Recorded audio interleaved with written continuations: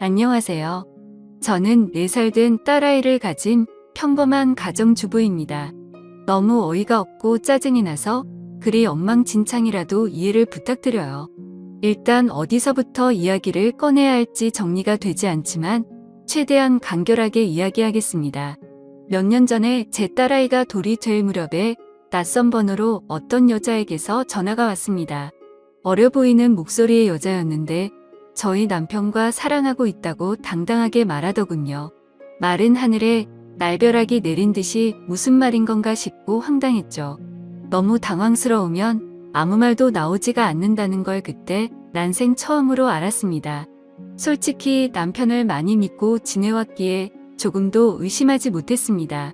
연애 때부터 결혼해서까지 한결같이 저에게 잘해줬었고 아이에게도 그 누구보다도 다정하고 가정적이었거든요. 술, 담배도 안 하고 일이 늦게 끝나는 직업이라 바람 피울 상황도 못 된다고 안일하게 생각하고 있었는지도 몰라요. 아무튼 그 순간에는 너무 당황스러워서 전화를 그냥 끊어버렸어요. 그리고 나서도 몇 번 더 전화가 왔지만 너무 떨리는 마음에 차마 그 전화를 받지를 못했죠. 당황스럽기도 했고 믿기지 않는 그 상황에 무슨 말을 해야 할지를 모르겠더라고요. 그렇게 제가 전화를 받지를 않자 문자 몇 통이 연달아서 계속해서 오더군요. 남편과 다정히 찍은 사진이랑 긴장문의 문자로 남편과는 1년 정도 만나왔고 서로 사랑하고 있으니 저보고 포기해달라고 합니다. 자기는 제 남편 없이는 못 산다면서 왜 그런지에 대해서 구구절절 이야기를 길게도 풀어서 얘기하더라고요. 일단 남편이랑 얘기한다고 답장을 보냈고 남편이 퇴근하기를 기다리는 시간이 천년만년 같았어요. 전화로 어찌된 일인지 퍼부을까를 100번쯤 고민하다가 변명을 만드는 시간을 주는 것 같아 겨우 참고 기다리니 남편이 퇴근을 하고 아무렇지 않게 집에 들어오더군요. 아무 일 없는 척 웃으며 들어오는 남편에게 사진을 보여주며 물으니 얼굴이 사색이 되어서는 제게 용서해달라며 빌더라고요. 회사에서 만난 여직원인데 자기에게 호감을 보여 순간 혹한 적은 있지만 나를 배신한 적은 없다고 합니다. 그냥 외로워서 몇 번 만나서 같이 술이나 한 잔 마셨던 것 뿐이고 자신은 우리의 가정을 깰 마음이 절대로 없다고 하더라고요. 제가 아이와 밤낮으로 잠도 못 자고 씨름하고 있을 때 남편이라는 작자가 외로웠다는 핑계로 그 여자와 술 퍼마시고 다녔다는 걸 용서해야 하나요? 저는 멍청하게도 그런 사실을 전혀 몰랐다는 게 너무 화가 났고 앞으로 이 사람을 예전과 같은 마음으로 대할 수 있을까 싶더라고요.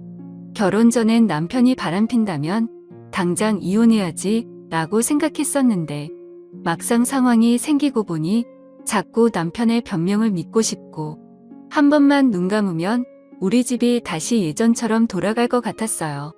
참 바보같이 말이죠. 남편은 저만 보면 빌면서 용서를 구했고 저는 남편만 보면 울고 불며 화내는 상황이 생겨났습니다. 그렇게 보름 정도가 지났을 때쯤이었죠.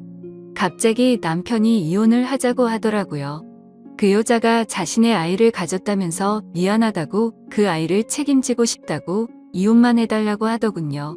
미안하다는 말이 너무 어이가 없기도 하고 우리 딸은 어쩌고 그 여자가 임신했다고 책임을 지나 싶어서 물었습니다.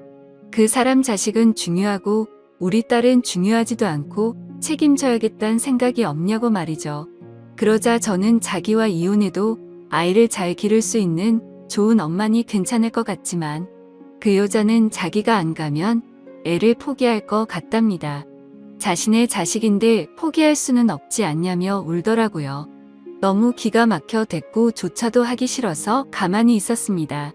이 집은 저를 준다고 자기만 보내주면 된다고 하면서 저더러 자신이 없어도 너는 잘 살 거라고 이해해달랍니다. 그 여자는 너무 어리고 자기 없이 애를 키울 수 없다고 하면서 말이죠. 융자 가득한 집 주면서 생색 내는 꼴이 너무 황당하고 우습더라고요. 처음에는 절대로 저를 배신한 적 없다고 변명할 때는 언제고 이제 와서는 세상 둘도 없는 사랑꾼인 척하는 게 가증스러워서 오만 정이 다 떨어져서 그냥 이혼하겠다고 했습니다.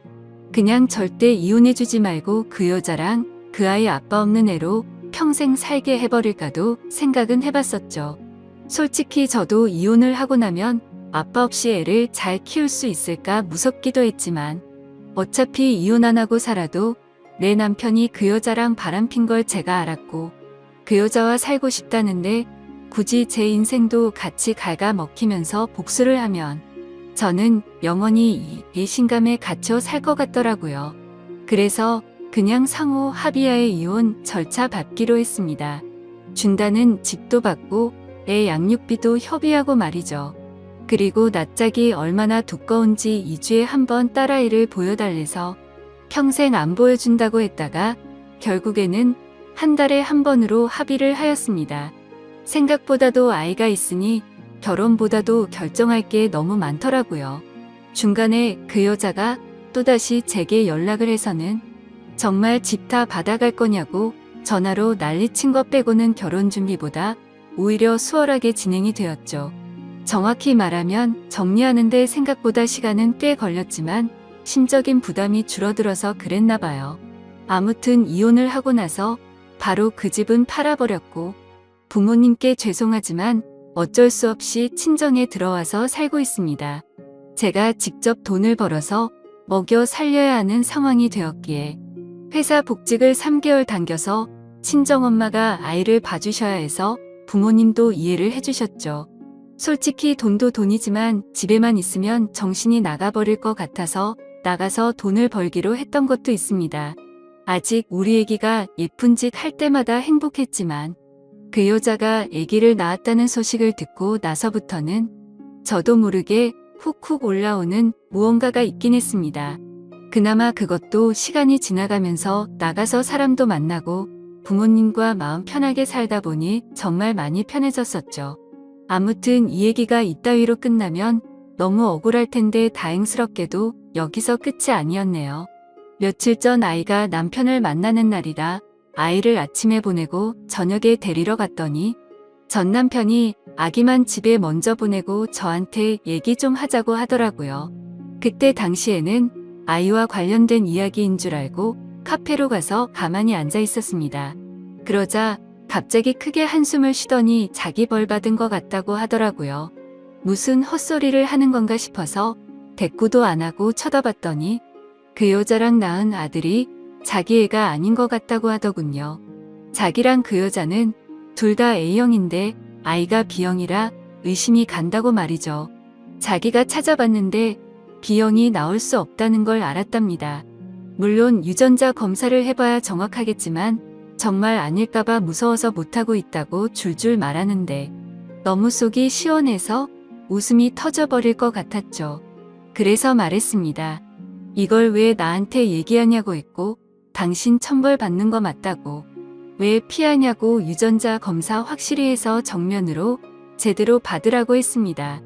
너는 평생 내 아이한테 온전한 가정 뺏은 죄짓고 멀쩡하게 살 수 있을 줄 알았냐고. 꼭 유전자 검사하라고 그 애가 제발 네 자식이 아니길 빌겠다고 쉴 새 없이 퍼붓고 들어왔습니다. 솔직히 속이 후련하면서도 마음이 안 좋았습니다. 이제야 좀 심적으로도 안정됐다고 생각했는데 왜 갑자기 나한테 어쩌라고 저런 얘기를 하나 싶었죠. 지금 며칠 정도 생각을 하다 보니 그것들이 못 살면 통쾌할 줄 알았는데 괜히 내가 이혼하던 과정들만 다시 생각나 심란하고 마음을 알 수 없게 되네요. 만약 전 남편이 자기 자식이 아니란 걸 알게 되고 저한테 같이 살자고 하면 어떻게 해야 할지 좀 고민도 들고 딸아이 때문에 제 마음이 약해질까봐 걱정이 됩니다. 아무튼 오늘부터 휴가라서 생각도 정리할 겸 부모님과 딸아이 데리고 어디라도 다녀와야겠네요. 감사합니다. 다음 사연을 읽어드리겠습니다. 안녕하세요. 저의 이야기를 써볼까 합니다. 저는 그냥 흔하디 흔한 평범한 직장인입니다. 정말 이런 일이 있다는 게 믿기지 않을 만큼 저는 열심히 일해서 가정에 늘 충실했으며 아내와 함께 게임도 같이 즐기며 그 누구도 부럽지 않을 만큼 평범하지만 행복한 삶을 살고 있었습니다. 문제의 그날은 몸이 너무 좋지 않아서 저는 회사에서 오후 반차를 내고 평소보다 일찍 집으로 오게 되었습니다. 그런데 눈에 익었던 남자 신발이 현관에 놓여져 있는 겁니다. 눈에 익었던 신발은 저와 와이프가 함께하는 게임에서 알게 된 남자 동생의 신발이었습니다. 큰 충격과 함께 설마 하는 마음으로 거실을 봤더니 아무도 없더군요. 아직은 상황을 알 수 없었지만 아내가 외도를 하는 건가라는 생각에 심장이 두근대서 터져버릴 것 같았습니다. 근래 들어 화장실에 들어가서 2시간씩 배가 아프다고 안 나오는 일이 허다했었고 하지 않던 산책을 갑자기 나가곤 해서 평소와 행동이 달라 뭔가 미심쩍긴 했었습니다. 흥분된 마음을 다잡으며 거실을 지나 안방 쪽으로 가는데 하하오 웃는 소리가 적나라하게 들리는 겁니다. 정말 하늘이 무너지는 기분이 이런 걸까요? 너무 충격을 받은 저는 순식간에 달려가서 방문을 벌컥 열어버렸습니다. 두 사람은 같이 컴퓨터 게임을 하고 있었고 문을 여는 소리에 뒤로 돌아보고는 두 사람 다 엄청 놀란 표정을 짓더라고요. 그리고 그 남자는 역시나 제가 친동생처럼 잘 대해주던 그 동생 놈이었습니다. 일단 마음을 진정시키고 물었습니다. 우리 집에는 무슨 일로 온 거냐고 하니까 제 아내와 같이 컴퓨터 게임을 하려고 놀러 왔다고 하더군요. 상식적으로 유부녀와 같이 단둘이서 게임방을 가서 게임을 하는 것도 아니고 집에서 게임을 한다는 게 말이 되나요? 저는 그래서 게임방을 놔두고 왜 집에서 게임을 하냐고 물어보니까 그 남동생은 그렇지 않아도 지금 그러려고 했다고 더듬거리면서 말을 하더라고요. 성의 없는 거짓말에 너무 어이가 없어서 머리 끝까지 화가 치밀어 올랐고 분노를 참지 못하고 사고를 칠 것 같아서 그 동생에게 당장 내 집에서 나가라고 소리쳤습니다. 그제서야 갑자기 진실을 고백하듯이 연신 미안하다 죄송하다 하면서 누나 잘못 아니다 라고 하면서 도망치듯 나가더군요. 네, 누나만의 잘못은 아니겠죠. 둘 다 인간 같지도 않은 짓을 했는데 두 사람 다의 잘못이겠죠. 아내와 저는 조용히 한참 동안 아무 말 없이 있었고 제가 먼저 아내에게 말했습니다. 어린애도 속지 않을 거짓말하지 말고 솔직히 말하라고요. 그러자 아내는 진짜 아무 일도 없었고 그냥 게임을 하려고 부른 거라고 말을 하더군요. 그냥 더 이상 이야기를 나눠봤자 답이 없을 것 같아서 말했습니다. 둘이서 아무 일도 없었다고 하더라도 이렇게 나도 없는 집에다가 남자를 불러서 게임을 했다는 거 용납이 안 된다. 이제는 믿었던 신뢰가 깨졌으니 더 이상은 이 결혼 생활을 이어갈 자신이 없다고 말했죠.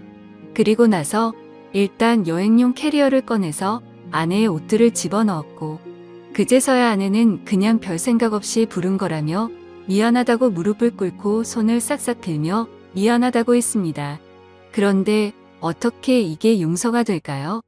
아무 일도 없었다고 하지만 유부녀가 남자를 집에까지 불렀다는 것 자체만으로도 제가 모르는 사이 무슨 일들이 벌어졌을지 알 수도 없는 거고 상상조차 하기가 싫었습니다.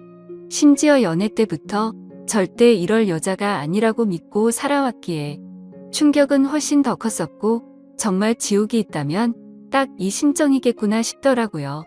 아무튼 아내는 계속해서 미안하다고 같은 말만 반복하면서 버티고 있었고 결국 저는 장인 어른에게 연락을 해 지금 있었던 일 그대로를 말했더니 아무 말씀도 없이 전화를 끈더군요. 저는 그 길로 주차장으로 내려가 차에 타자마자 정말 난생 처음으로 정신을 놓고 펑펑 울어버렸습니다. 그렇게 몇 시간이 지나 장인어른이 집으로 오라고 해서 올라갔더니 술을 드시고 계시더군요.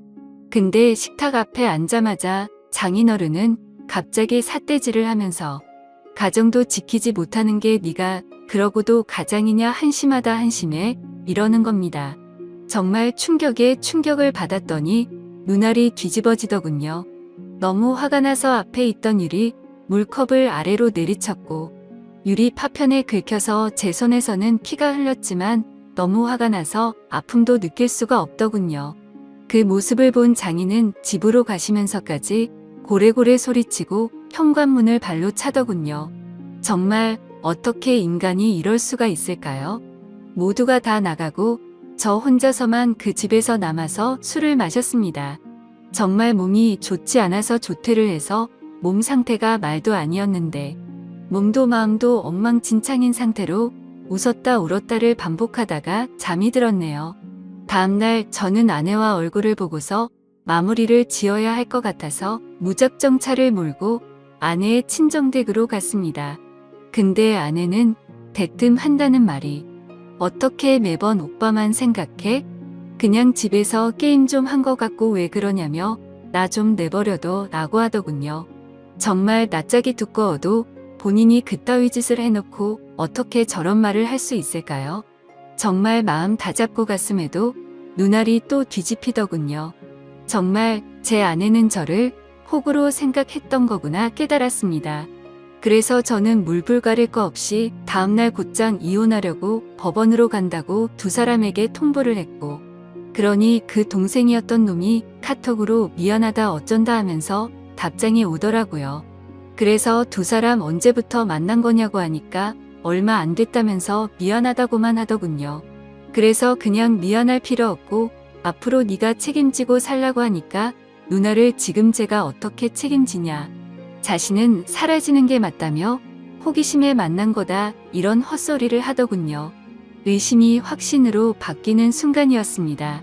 두 사람은 제 예상대로 만나왔던 게 맞았고 증거도 확보가 되었죠.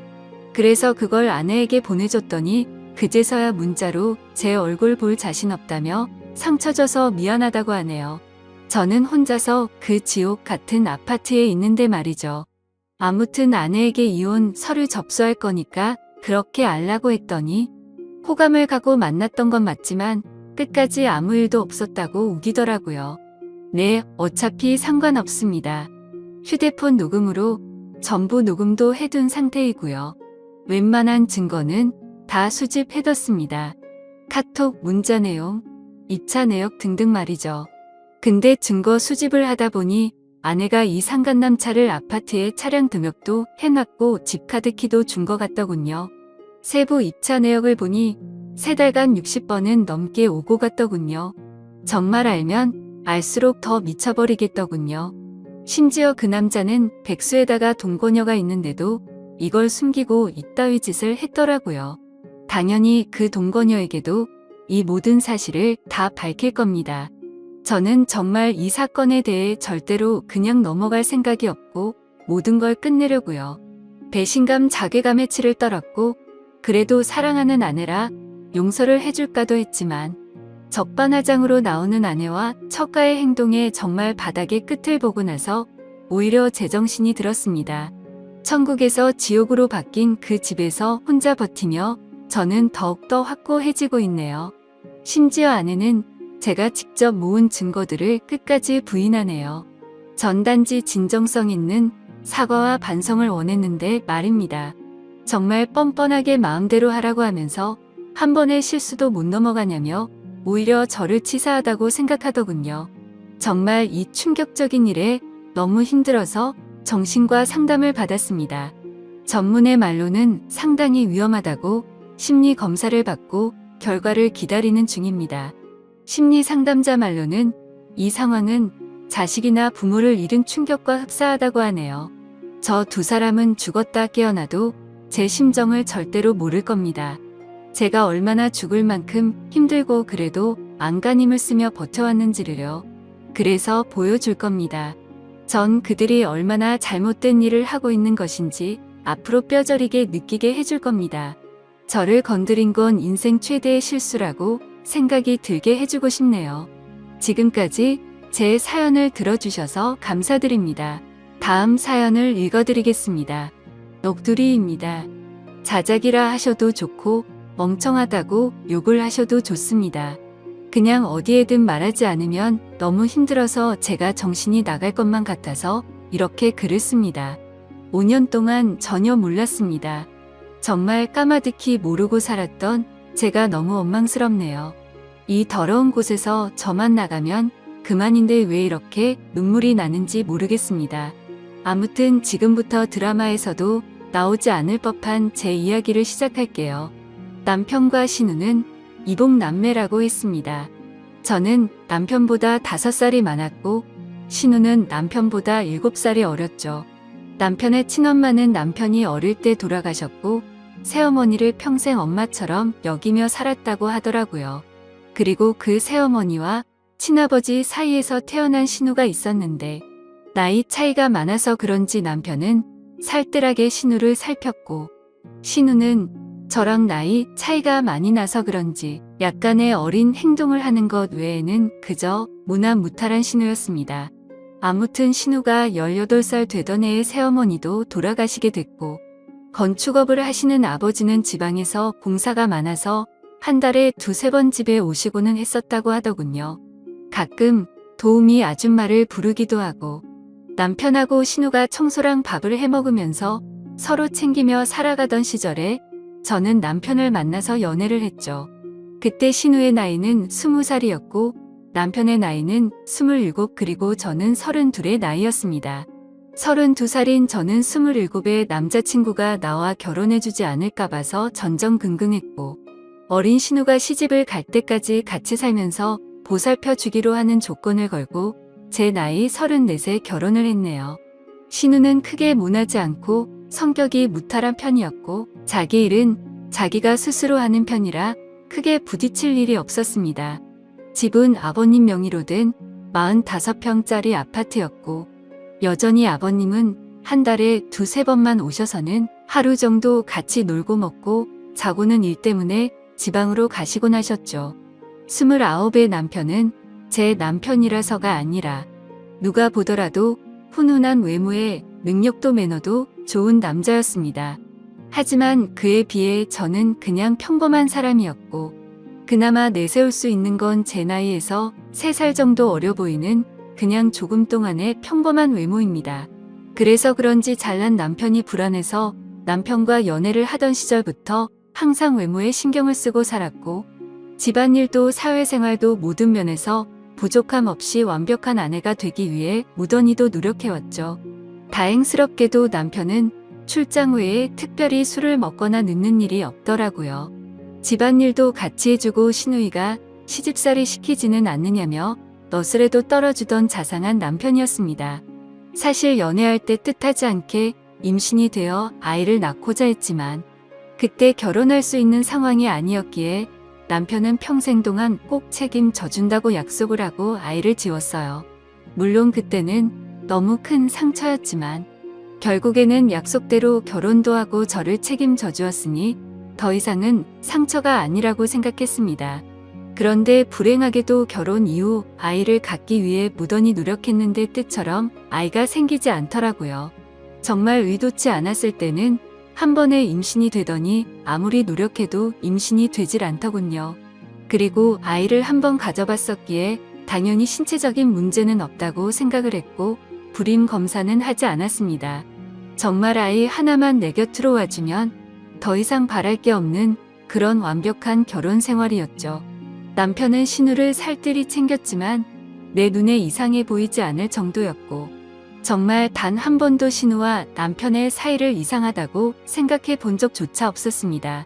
그러던 어느 날이었죠. 남편은 밖에서 술자리를 잘하지 않았고 집에 와서 저랑 마시거나 신우랑 셋이 마시거나 했는데 그날도 셋이서 밤늦게까지 소주에 와인까지 즐겁게 한바탕 거하게 마시고 잠이 든 날이었습니다. 다른 날과 별다를 바 없는 날이었고 신우의 이부자리를 펴주고 잠든 남편을 보고서 잠이 들었습니다. 원래 술을 마시면 중간에 깨지 않고 항상 늦잠을 잤는데 그날은 술 때문인지 목이 말라서 잠시 깼죠. 근데 옆에서 잠들어 있어야 할 남편이 없었고 거실에 나가봤는데도 없더라고요. 그래서 주말에는 운동을 하러 종종 나가기에 운동하러 나갔는가 보다 하고 물을 마시고 다시 침대로 가서 잤습니다. 근데 속이 좋지 않아서 한참 잠이 오지 않아 뒤척이던 도중에 아가씨 방에서 문이 열리는 소리가 나더군요. 그러더니 곧 이어서 현관에서 신발 소리가 들리더니 현관문이 열리는 소리가 나더라고요. 아가씨가 밖에 나가는가 보다 했는데 남편 소리가 들리는 것이었습니다. 마치 지금 막 들어온 것처럼 말이죠. 하지만 뭔가 순서가 잘못된 것 같아서 이상했습니다. 밖에서 들어오는 거면 현관문이 열리고 신발 소리가 들려야 맞는 건데 신발 소리가 들리고 현관문 소리가 들렸는데 밖으로 나간 사람은 없었죠. 그래서 그날부터 이상한 생각을 지울 수가 없었습니다. 남편은 방으로 들어오더니 밖에 운동을 하러 나갔다 왔다고 말을 했고, 저는 제 스스로 잘못 들은 건데 왜 이렇게 예민하나 싶어서 별 생각을 다 했네요. 아무튼 그날 이후로도 별다른 생각 없이 평범하게 지내고 있었고, 남편이 출장을 간다던 날 아가씨도 때마침 친구들과 여행을 간다고 하더라고요. 그래서 저도 오랜만에 혼자 있는 시간을 만끽하며 휴식을 즐기고 있었습니다. 그런데 그때 때마침 친구에게서 전화가 왔죠. 이태원에서 저와 제 남편을 봤다면서 저를 따라오다가 사람들이 붐벼서 놓쳤다며 지금 어디로 갔냐고 하더군요. 그래서 나는 집에 있고 남편은 출장을 갔다고 말을 해줬습니다. 하지만 나중에 알고 보니 그때 그 당시 남편은 이태원에 있었던 게 맞았고, 친구는 남편 옆에 있는 여자를 당연히 저라고 생각을 했었던 거죠. 왜냐하면 신우이도 나와 같은 갈색 머리에 긴 생머리였고 체형도 비슷했으니깐요. 며칠 뒤 남편이 출장이 끝나고 돌아오는 날이었습니다. 저는 아버지께서 입원했다는 소식에 남편에게 전화를 걸어 병원에 가 있어야겠다고 말을 했고, 남편은 집에 들렀다가 곧바로 병원으로 온다고 해서 저는 서둘러서 병원으로 갔습니다. 걱정과 달리 다행히도 아버지는 아주 가벼운 부상을 당한 거였고, 어머니가 유난을 떠신 거라서 대충 수습을 하고 집으로 돌아갔죠. 남편은 아직까지 집으로 돌아오지 않은 상태였었고, 드레스룸에서 옷을 내려놓고 있는데 남편이 들어오는 소리가 들리더라고요. 저는 순간적으로 반가운 마음에 깜짝 놀래켜 주고 싶었죠. 그래서 드레스룸 불을 끄고 남편이 거실로 오길 기다렸는데 소리를 들어보니 남편 혼자가 아니더라고요. 순간적으로 저는 옷장으로 몸을 숨기게 되었고, 남편은 집안 곳곳 방을 하나하나 열어보며 제가 없음을 확인하는 것 같더라고요. 그러더니 소파에 앉는 소리가 들렸고 두 사람의 대화 소리가 들리는데 정말이지 저는 악몽을 꾸는 것 같았습니다. 이태원의 그 맛집은 과대평가가 됐다면서, 이번에 갔던 여행은 너무 즐겁긴 했는데 혹시나 언니가 의심하진 않을까? 이런 소리가 들리더라고요. 그러자 남편은 그 여자 밀어내서 모른다면서 무슨 일 생기면 자신이 다 책임질 테니 걱정 말라고 하더군요. 너무 억울하고 화가 나서 눈물이 났고 도저히 참을 수 없는 분노에 이성의 끈을 놓아버린 저는 문을 열고 거실로 나갔습니다. 그러자 남편과 신우는 깜짝 놀라서 저를 쳐다보는데 정말 짐승이 따로 없는 것 같았습니다. 저는 남편의 멱살을 잡고 어떻게 된 거냐고 소리를 질러댔고 저를 뿌리치더니 그 둘은 아무 말 없이 집을 나가더군요. 그날 이후로 이틀 동안 그 둘은 돌아오지 않았고 제 연락도 받지를 않았습니다. 그래서 저는 이틀 동안 연차를 쓰고 집에만 있다가 3일째 되는 날 출근을 했죠. 그리고 퇴근하고 집에 돌아와 보니 제가 출근한 건 어찌 알았는지 집에 다녀간 흔적들이 보였습니다. 그렇게 남편을 기다린 지 5일 만에 남편이 집으로 들어와서 얘기를 하자며 들어오더라고요. 저는 그 기간 동안 마음을 좀 추스린 상태였고 차분히 대화를 하자고 하니 남편은 입을 열었습니다. 신우는 아무 잘못이 없고 지금 벌어진 모든 일은 다 자기 잘못이라고 하네요. 신우는 사실 새어머니가 데리고 들어온 갓난아이였고 자신 아버지의 피가 섞이지 않았답니다. 새어머니를 받아들이지 못하는 할머니 때문에 애를 낳아왔다고 아버지가 거짓말을 한 것이었대요. 아무튼 그렇게 새어머니가 돌아가시고 나서 신우는 남편에게 많이 의지를 하게 됐고 집에서나 밖에서나 단둘이 지내는 일이 많아지고 서로 의지하면서 서로 간의 감정이 커져가기 시작했답니다. 그때 서로의 마음을 알게 됐을 때가 신우가 대학생이었고 남편은 군대를 전역했을 때였다고 하더라고요. 하지만 아무리 피가 안 섞인 남남이라고 할지라도 잘못된 걸 알았기에 서로가 몇 번이나 연락을 끊고 새롭게 살아보려 했지만 잘 되지 않았답니다. 그냥 서로가 가족, 연인 그 이상의 감정이라 더 이상은 끊어낼 수가 없다는 사실을 깨달았다고 하더군요. 저랑 연애하는 기간에는 물론이고 결혼하고 나서도 두 사람은 저를 속여왔다고 다 털어놓았습니다. 신우가 간혹 생겼다던 남친도 다 거짓말이었고 단지 제 눈을 피하기 위한 일종의 작전이었던 거죠. 신우의 철없는 행동으로 혹시나 내 의심을 살까봐 남편이 그동안 케어한 것까지 전부 말을 하더군요. 그리고 남편은 혹시나 하는 마음에 정관수술까지 했답니다. 제가 아이를 가지면 신우가 질투에 눈이 멀어서 무슨 일이 벌어질까봐 그랬답니다. 정말 남편이 진실되게 하는 말을 들으면서도 이게 꿈인지 진짜인지 믿을 수가 없겠더라고요. 순순히 자기 입으로 시인을 했지만 간통죄가 없어졌으니 이 둘을 감옥으로 보낼 수도 없는 노릇이었습니다. 이혼 소송을 해서 재산이라도 뺏어보려 했지만 변호사와 상담을 해보니 어차피 둘이 결혼해서 같이 모은 돈만 나누는 거 외에는 위자료 1,000만 원에서 3,000만 원 정도 받을 수 있을 거라고 하더라고요. 그런데 남편이 1억을 주겠다며 괜히 남들 입에 오르내리지 않게 소송은 하지 말고 조용히 협의해 이혼을 하자더군요.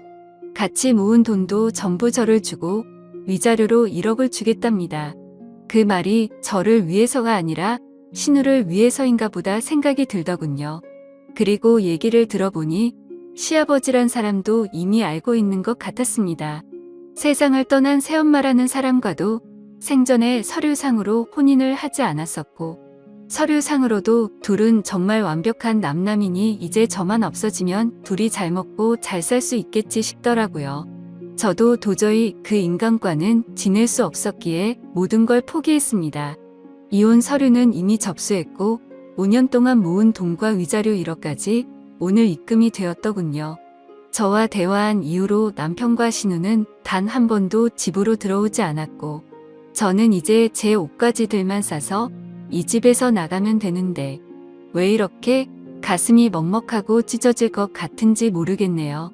우리 부모님께서는 아직 이 사실에 대해서 전혀 모르시는 상황이고 제 친구들도 아무도 모르는데 저는 어디로 가서 울어야 할지 모르겠습니다.